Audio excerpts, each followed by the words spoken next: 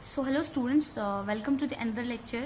Not another lecture actually, because of some problem that video got interrupted, but no problem. We'll start with this video once again. So what I was making you understand that about the de Broglie के equation के बारे में बता रही थी, right.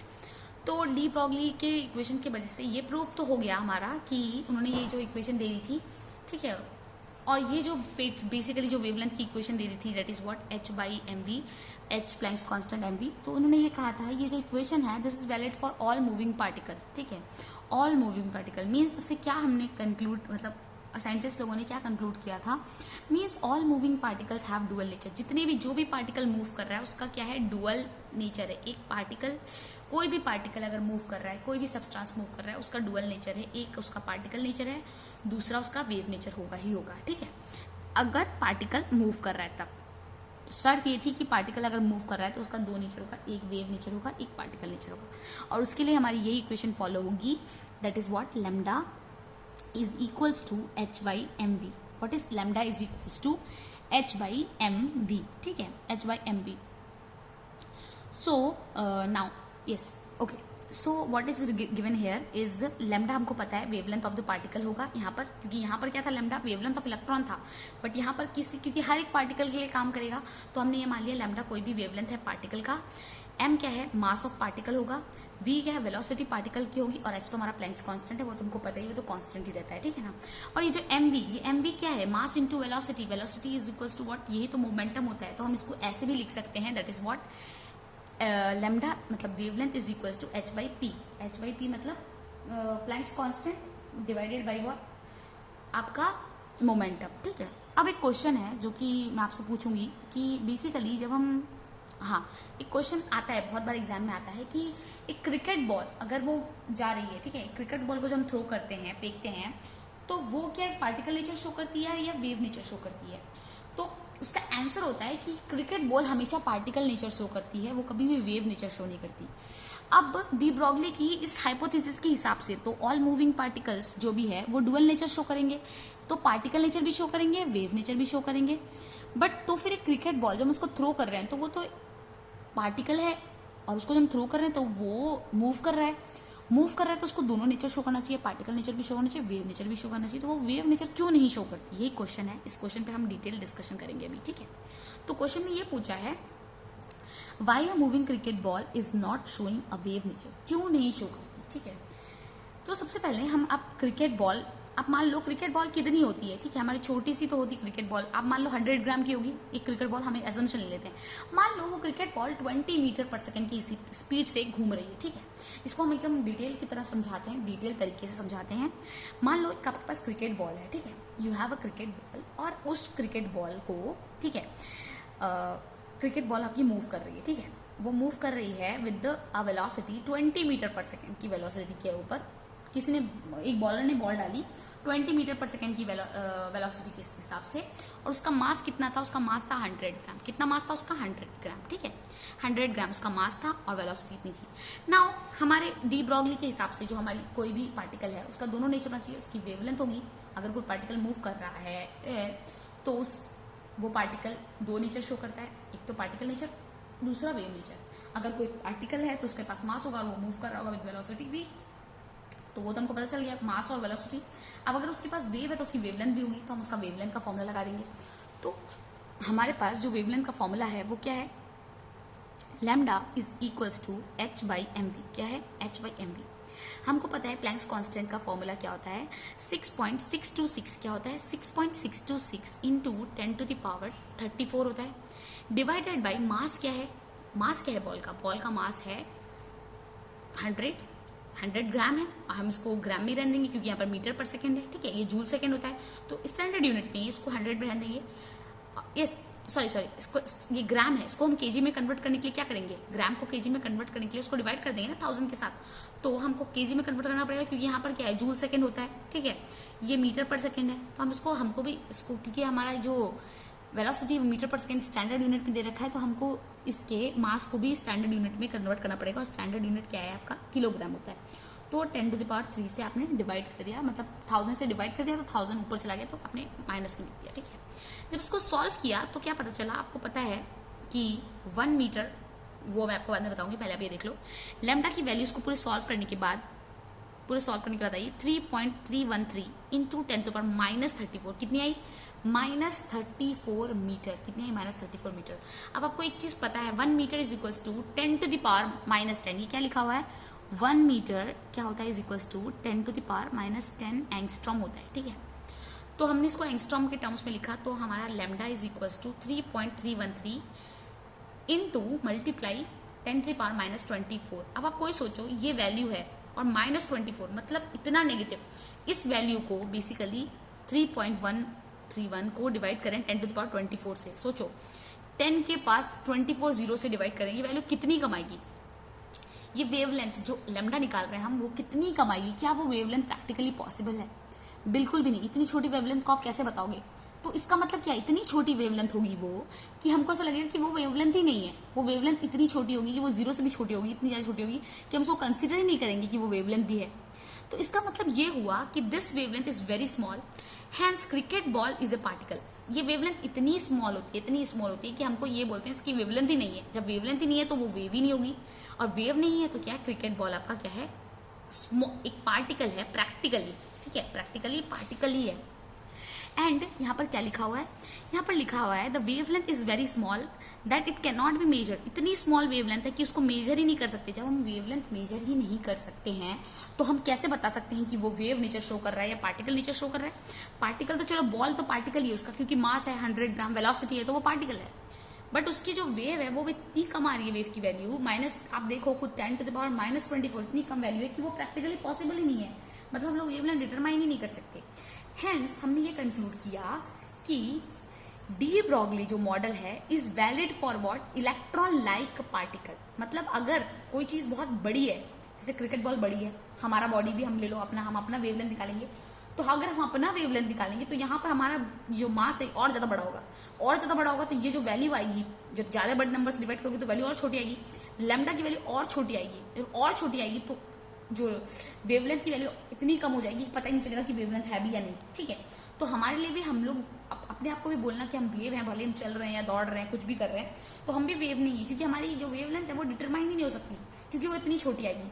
तो ये बोला गया कि डी ब्रॉगली की जो मॉडल है वो वैलिड किसके लिए, इलेक्ट्रॉन जैसे पार्टिकल्स के, या तो इलेक्ट्रॉन या फिर इलेक्ट्रॉन जैसे पार्टिकल्स के लिए ही ये मॉडल जो है आपका वैलिड है, ठीक है। बिग पार्टिकल्स के लिए ये नहीं वैलिड है। वही लिखा हुआ है डी ब्रॉगली मॉडल जो है is valid for electron like particles, they are not valid for big particles, ठीक है। नाउ यहाँ पर क्या लिखा हुआ है, de Broglie theory is more valid for microscopic particle, moving particle. जो डी ब्रॉगली की थ्योरी है that is what, it is more valid for, किसके लिए वैलिड होती है, माइक्रोस्कोपिक मूविंग पार्टिकल के लिए, जो बहुत छोटे और माइक्रोस्कोपिक मूविंग पार्टिकल के लिए ही वैलिड है, ये कंक्लूड किया। अब मैं आपको एक और चीज समझाऊंगी, दैट इज व्हाट, कि what is the wavelength of electron. Same case कि एक इलेक्ट्रॉन एक पार्टिकल और एक वेव के जैसा बिहेव क्यों करता है। यहाँ पे तो मैंने क्वेश्चन में यही पूछ दिया है कि what is the wavelength of electron, और you can say wavelength of electron, question mark होना चाहिए यहाँ पर। और एक और चीज, या फिर ये भी क्वेश्चन पूछ लिया जाता कि why a moving electron is showing wave nature, क्यों एक मूविंग इलेक्ट्रॉन, और यू कैन से क्यों एक इलेक्ट्रॉन वेव नेचर शो करता है। उसका भी आंसर ऐसे ही निकाल सकते हो, क्योंकि आपको पता है मास जो होता है इलेक्ट्रॉन का, वो आपको पता है 9.8 हमने पहले पढ़ा था जब आपको मास ऑफ इलेक्ट्रॉन बता रहे थे, ठीक है ना। तो मास ऑफ इलेक्ट्रॉन जो होता है वो 9.8 इंटू 10⁻31 kg होता है, ठीक है, kg होता है। वेलोसिटी ऑफ इलेक्ट्रॉन मैंने आपको अभी थोड़ी पहले बताया था, वेलोसिटी ऑफ इलेक्ट्रॉन कितनी होती है, 2.18 इंटू 10⁻6 मीटर पर सेकेंड। बेसिकली क्या होता है, ये 10⁻6 की जगह, मतलब हाँ, लाइट की वेलोसिटी क्या होती है, c = 3 इंटू 10⁸ होता है ना। तो इलेक्ट्रॉन की सोचो कितनी ज्यादा है, 10⁻6 है, 10⁻6, ठीक है, मीटर पर सेकेंड। तो हमको पता है वेवलेंथ का फॉर्मूला क्या होता है, आपका प्लैंक्स कांस्टेंट होता है डिवाइडेड बाय आपका होता है mv, मास मल्टीप्लाई वेलोसिटी। आपको पता है लैम्डा प्लैंक कांस्टेंट की वैल्यू क्या है, 6.626 इंटू 10⁻34 जूल सेकेंड होता है। आपको पता है मास का वैल्यू है 9.1, ये केजी में है तो उसको चेंज नहीं करेंगे, ऊपर वाली जो चीज़ थी वो आपकी ग्राम में थी इसलिए मैं उसको चेंज किया था, यहाँ पे इसको चेंज करने की ज़रूरत नहीं है, एज इट इज़ रखिएगा। और वेलोसिटी 2.18 इंटू 10⁶ मीटर पर सेकेंड। अब देखो आप, ये 31 था, ये ऊपर चला जाएगा तो ये क्या हो जाएगा, ये हो जाएगा, ये ऊपर जब चला जाएगा तो ये हो जाएगा प्लस 31 हो जाएगा ना, 31 हो जाएगा सिंपल, ये 31, और ये जब ऊपर जाएगा तो ये हो जाएगा -6, राइट। तो इन दोनों को जब माइनस करोगे तो क्या होगा, इनको माइनस करने से इनके बीच में 3 बचेगा, 3 और यहाँ से क्या बच जाएगा 9, कुछ ऐसे आएगा। तो अप्रॉक्सीमेटली जो भी वैल्यू आ रही है, वो अप्रॉक्सीमेटली जो भी वैल्यू कैलकुलेट की तो वो आ रही है 3.2। कितनी आ रही है, 3.2 एंगस्ट्रॉम। कितनी आ रही है, 3.2 एंगस्ट्रॉम आ रही है। जो 3.2 एंगस्ट्रॉम वैल्यू आ रही है वो काफी बड़ी है, ठीक है, 3.2 एंगस्ट्रॉम आ रही है। वहां पर क्या वैल्यू आ रही थी, यहाँ पर आ रही थी 3.1313 इंटू 10⁻24 एंगस्ट्रॉम आ रही थी वैल्यू, बट यहाँ पर सिर्फ आ रही है 3.2। ये काफी बड़ी वैल्यू होगी वेवलेंथ की, राइट। ये इसको हम डिटरमाइन कर सकते हैं। सो हम ये बोल सकते हैं कि ये जो वैल्यू आ रही है, this value is quite big value, ठीक है। हैंस इलेक्ट्रॉन एग्जिबिट व्हाट, ये इलेक्ट्रॉन क्या एग्जिबिट करेगा, electron exhibit wave behaviour also. तो इलेक्ट्रॉन पार्टिकल तो है ही आपका, और साथ में क्योंकि वेवलेंथ की वैल्यू बड़ी आ रही है, इसलिए इलेक्ट्रॉन क्या करता है, वेव बिहेवियर एग्जिबिट करता है। Because this wavelength can be expressed, और you can say this wavelength can be measured, इस वेवलेंथ को मेजर कर सकते हैं। हैंस हम ये बोल सकते हैं electron has wavelength, wave nature. अब इस सारी चीज से हमने ये कंक्लूड किया कि इलेक्ट्रॉन क्या है, will have wave nature as well as what it has particle nature. Electron के पास वेव नेचर है एज वेल एज क्या है, इलेक्ट्रॉन के पास पार्टिकल नेचर भी है, ठीक है। तो इतना हमने समझ लिया। तो हमने ये क्रिकेट बॉल वाले एग्जाम्पल से ये चीजें समझ ली कि जो बड़े बड़े मास के लिए हमारा बड़ा अगर पार्टिकल है वो मूव कर रहा है, तो उसके लिए आपकी डी ब्रॉगली इक्वेशन नहीं वैलिड होगी। तो basically de Broglie equation valid किसके लिए होगी, डी ब्रॉगली इक्वेशन आपकी वैलिड होगी सिर्फ उन पार्टिकल के लिए जो कि माइक्रोस्कोपिक लेवल पे हैं, जो बहुत ज्यादा छोटे हैं, इलेक्ट्रॉन जैसे हैं या इलेक्ट्रॉन जैसे दिखते हैं, ठीक है। उन पार्टिकल्स के ऊपर ही आपकी डी ब्रॉगली इक्वेशन ही वैलिड करेगी, ठीक है। अब हम एक फाइनल कंक्लूजन पे आते हैं कि बेसिक जो स्टेटमेंट हमने डी ब्रॉगली ने हमें इक्वेशन दी थी, दैट इज व्हाट, एक फॉर्मूला दिया था ना, lambda is equals to h/p, और इस p को हम लोग ऐसे भी लिखते हैं h/mv। p क्या है आपका, मोमेंटम है, momentum is equals to mass into velocity होता है, तो ये भी है इसका फॉर्मूला, ठीक है। तो दैट्स व्हाट ये फॉर्मूला था। तो इसके बाद जो पर्टिकुलर बेसिक स्टेटमेंट से समझ क्या रहा हो कि जो उसका basic statement de Broglie hypothesis का क्या स्टेटमेंट था, जो हाइपोथेसिस उन्होंने कंक्लूड की लास्ट में फाइनली रिजल्ट के बाद, ये कि एवरी माइक्रोस्कोपिक मूविंग पार्टिकल, क्या बोला उन्होंने, जो भी माइक्रोस्कोपिक बहुत छोटा मूविंग पार्टिकल है इज अ वेव। जो भी छोटा मूविंग पार्टिकल, ठीक है, कोई भी माइक्रोस्कोपिक छोटा पार्टिकल जो कि मूव कर रहा है वो एक वेव जैसा बिहेव करता है। किसके जैसा बिहेव करता है, वो एक वेव की तरह बिहेव करेगा। वो किसकी तरह बिहेव करेगा, वेव की तरह बिहेव करेगा, और उस वेव की जो वेवलेंथ होगी वो होगी lambda is equals to h/p, that is p is Planck, sorry not Planck's constant, momentum, and h आपका Planck's constant. So every microscopic moving particle is wave, उन्होंने कहा, ठीक है। जो भी माइक्रोस्कोपिक पार्टिकल है जो कि मूव कर रहा है वो वेव जैसा बिहेव करेगा, और अगर वो वेव जैसा बिहेव करता है देन उसकी वेवलेंथ होगी, उस wavelength is given by what, lambda is equals to h/p, और h और बाई पी, या फिर बोल सकते हो h/mv।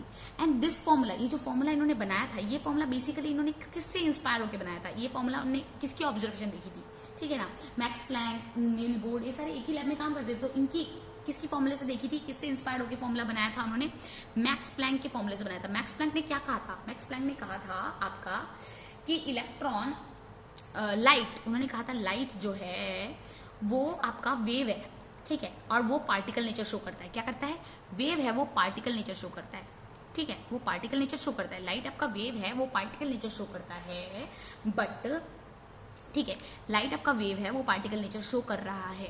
और इन्होंने क्या कहा था डी ब्रॉगली ने कि इलेक्ट्रॉन, इन्होंने इलेक्ट्रॉन के ऊपर बना दिया, इलेक्ट्रॉन जो है आपका पार्टिकल है, वो आपका वेव नेचर भी शो करता है, ठीक है। तो यही इसका फाइनल स्टेटमेंट ये है कि कोई भी माइक्रोस्कोपिक मूविंग पार्टिकल है वो वेव के जैसा बिहेव कर रहा है, तभी वर्क करेगा जब वो माइक्रोस्कोपिक पार्टिकल है, ठीक है। और अगर वो वेव है तो उसकी वेवलेंथ होगी, और उस वेवलेंथ को इस तरह से डिनोट करेंगे। और इनको जो ये फॉर्मूला मिला था वो बेसिकली किससे मिला था, this formula is inspired by what, Max Planck से मिला था। और मैक्स प्लैंक के हिसाब से ये क्या था, lambda is equals to h/p। उन्होंने, मैक्स प्लैंक ने ये जो फॉर्मूला इंस्पायर किया था, उन्होंने बताया था लैम्डा लेमडा बताया था कि बेसिकली कोई भी फोटोन का अगर आपको मोमेंटम निकालना है या फिर वेवलेंथ निकालनी है तो उसके लिए हमारे पास एक फॉर्मूला है, that is equals to lambda is equals to h by p, और you can say p is equals to h by lambda. H Planck constant हो गया और एच लेमडा आपका वेवलेंथ हो गया। तो किसी भी फोटोन का अगर मोमेंटम निकालना है या फिर लेमडा निकालना है क्योंकि फोटोन क्या है, बेसिकली लाइट ही फोटोन की तरह बिहेव करता है ना, तो उन्होंने कहा था पहले से वेव है तो उसका वेवलेंथ तो होगा ही, राइट। ये हमने पहले भी पढ़ चुके हैं पहले क्लास में, राइट। तो यही P is equals to h by lambda, ये इन्होंने फॉर्मूला दिया था। तो आज की क्लास में अभी के लिए यहीं पे रहने देते हैं, 2 वीडियो कंसेक्यूटिव नहीं आ पाए, वो पहले वाला वीडियो थोड़ा शॉर्ट हो गया था, but I think that's not a issue, it's not a problem, right. So आज का ये वीडियो यहीं पे खत्म करते हैं। नेक्स्ट क्लास में आपको 2-3 न्यूमेरिकल हैं वो समझाएंगे, एंड वंस वो न्यूमेरिकल खत्म करने के बाद हम हिंसबर्ग अनसर्टेनिटी प्रिंसिपल के ऊपर डिस्कशन करेंगे। And once Heisenberg uncertainty principle खत्म होगा तो हमारा स्टार्ट होगा पॉलिस एक्सक्लूजन प्रिंसिपल, और भी बहुत सारे प्रिंसिपल क्वांटम नंबर के बारे में डिटेल में डिस्कशन होगा। So thank you student, this is for today's class.